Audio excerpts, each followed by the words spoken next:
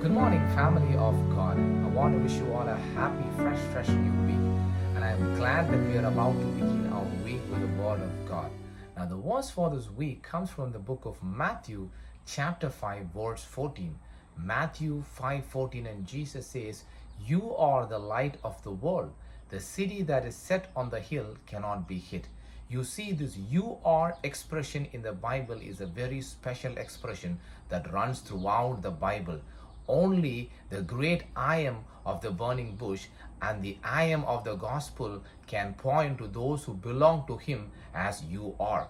Now, this "you are" expression appears first in the book of Exodus in the covenant which is made at Mount Sinai. And God says, "Therefore, if you indeed obey my voice and keep my covenant, then you shall be a special treasure to me above all people, because all earth is mine," he says. And also, if you go a little further down in the book of Isaiah chapter 43, when God defends himself from all the false prophet, he says, "You are my witnesses, my servant whom I have chosen," he says. And then you go on to the New Testament, immediately after the Beatitudes, Jesus says, "You are the salt of the earth, you are the light of the world." And even in the book of John, he says, "I am the vine and you are the branches," he says again. In another instant, he looks at his disciple and he says, "You are my friends."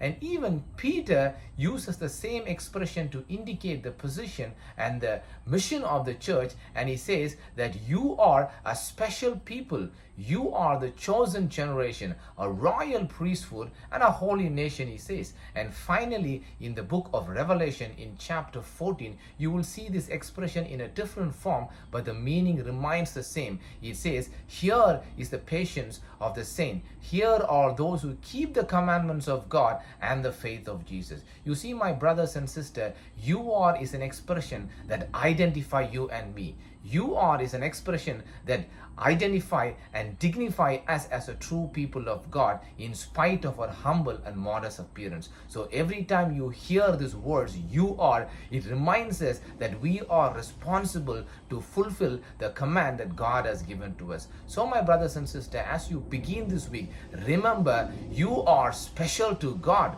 He has chosen you and He wants you to shine for Jesus. Why? Because Jesus says you are the light of the world. May God bless you and may you all have a wonderful week. This is Nelson Thanaraj from Weekly Bread Ministries.